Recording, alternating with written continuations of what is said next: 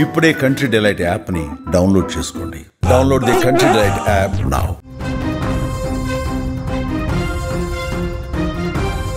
గత 2 నెలల నుంచి 2 తెలుగు రాష్ట్రాల్లో రోడ్డు ప్రమాదాలతో ప్రయాణికులు స్థానికులు బెంబేలెత్తిపోతా ఉన్నారు.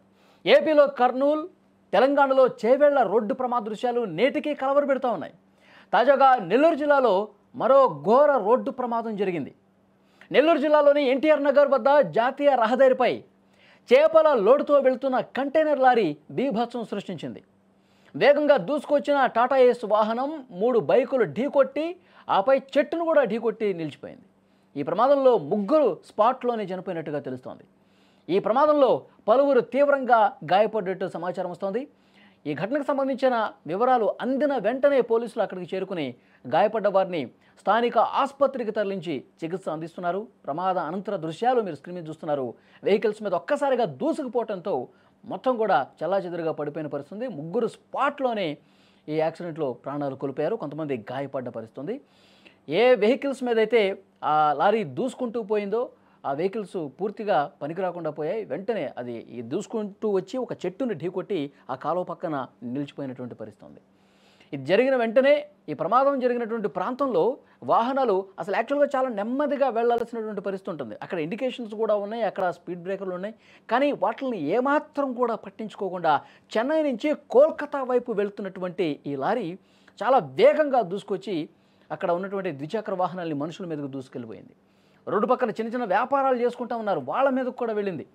ఎప్పుడూ చాలా రద్దీగా ఉండే ప్రాంతంలో ఈ ఘటన జరగడంతో ఒక్కసారిగా అక్కడ స్థానికులు షాక్ అయిపోయారు, భయాందోళనకు గురయ్యారు. క్షతగాత్రులను ఆసుపత్రిలో చికిత్స పొందుతున్నారు. క్షతగాత్రులకి మెరుగైన వైద్యం అందించే విధంగా అధికారులు కూడా అక్కడ చర్యలు తీసుకుంటున్నారు. ఎవరైతే ఆసుపత్రిలో ఉన్నారో వాళ్ళలో కొంతమంది పరిస్థితి విషమంగా ఉన్నట్టుగా తెలుస్తోంది. ఘటనా స్థలానికి పోలీసులు చేరుకుని ఈ ప్రమాదానికి సంబంధించిన వివరాలు కూడా తెలుసుకుంటూ ఉన్నారు. అక్కడ స్థానికులను అడిగి వివరాలు పూర్తిగా తెలుసుకుంటూ ఉన్నారు. స్క్రీన్ మీద మీరు దృశ్యాలు కూడా చూడొచ్చు. పూర్తిగా ఒక కాలువకి చాలా సమీపంగా అక్కడ ఒక చెట్టు ఉంది. మనుషుల మీదకి దూసుకొచ్చి అక్కడ చిన్న చిన్న వ్యాపారాలు చేసుకుంటున్నారు, వాళ్ళ మీదకి దూసుకొచ్చి ద్విచక్ర వాహనాలు పక్కన నిలిపి ఏదో మాట్లాడుకుంటున్న అక్కడ స్థానికుల మీద ఒక్కసారిగా దూసుకురావడంతో ఆ ఏరియా మొత్తం కూడా ఒక్కసారిగా భయాందోళన గురైనటువంటి పరిస్థితుంది. ఆ వెహికల్ చాలా పెద్ద లారీ మనకు కనిపిస్తోంది, కంటైనర్ లోడ్తో వస్తుంది. ఆ వేగంతో దూసుకొచ్చేసరికి అక్కడ ఒక చెట్టు ఉంది, చెట్టును ఢీకొట్టి కాలువ పక్కన ఒక్కసారిగా ఆగిపోయిన పరిస్థితుంది. లేదా అలాగే ఇంకా జనాల మీదకి దూసుకొస్తే కనుక పెద్ద ప్రమాదం జరిగి ఉంటుంది, ఇంకా చాలామంది మృతి చెంది ఉండేవాళ్ళని చెప్పి అక్కడ స్థానికులు ప్రత్యక్ష సాక్షులు చెప్పినటువంటి పరిస్థితుంది.